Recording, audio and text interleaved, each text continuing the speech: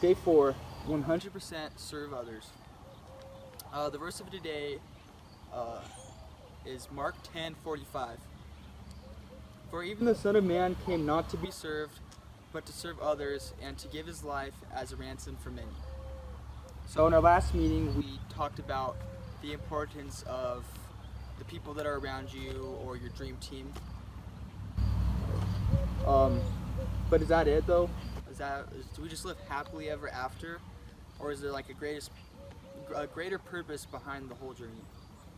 Well, the answers are no and yes. No, you don't just take what you've gained from your relationship with Christ and keep it yourself. And yes, there is a much greater purpose behind this whole journey, far greater than we could ever imagine. What we experience as believers is first and foremost meant to glorify God, and second, it's meant to lead to a life extending to hope to those around us, so we might have the opportunity to share the gospel and bring them into God's family. It's all about giving 100% of yourself to serve others and lead them into a growing relationship with Jesus. So, give 100% to others. God didn't send his son to be sacrificed just so you could enjoy a life of changing relationships with him. He wants all humankind to receive the promise of eternal salvation. That means those who accept salvation are responsible for sharing the gospel message with others.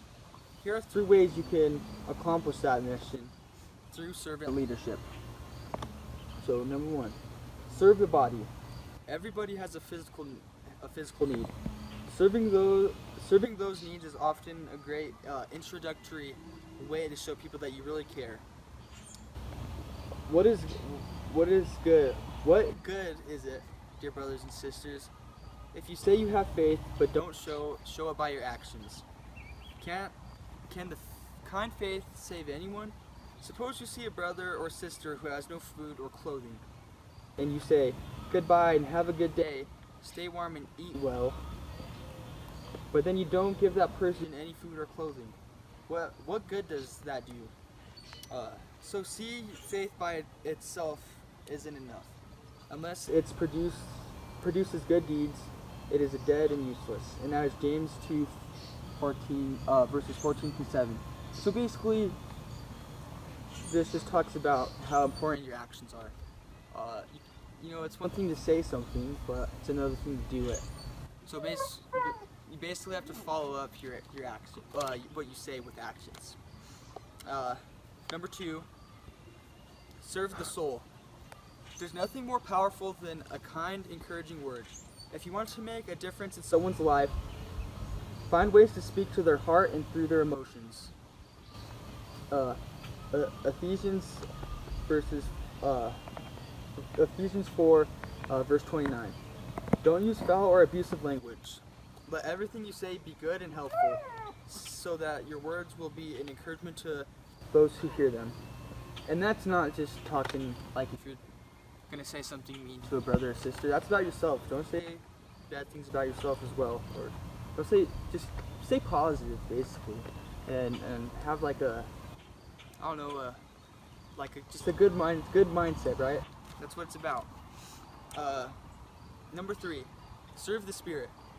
Ultimately, the most important thing you could do for anyone is to bring them into a relationship with God, and then help him or her grow closer to him through discipleship. And now Acts 20, verse 24. But my life is worth nothing to me unless I use it for finishing the work assigned me by the Lord Jesus. The work of telling others the good news about the wonderful grace of God. So as you step out of your comfort zone, God will give you opportunities to be a blessing to those around you and begin to fulfill the call to be more like Jesus. Mark 10:45.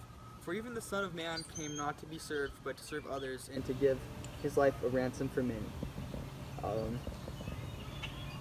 So yeah, I just want you guys to have a positive mindset with everything, and don't be scared. Everything you do, if it gets you out of your comfort zone, that's good. What's what's the point of living if you're just staying in your comfort zone?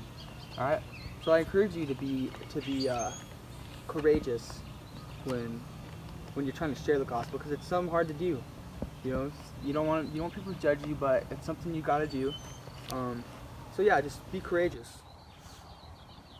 All right. So that is all that I have for today. Thank you all for being part of this camp, and thank you for choosing tennis. So yeah, God bless. Have a good one.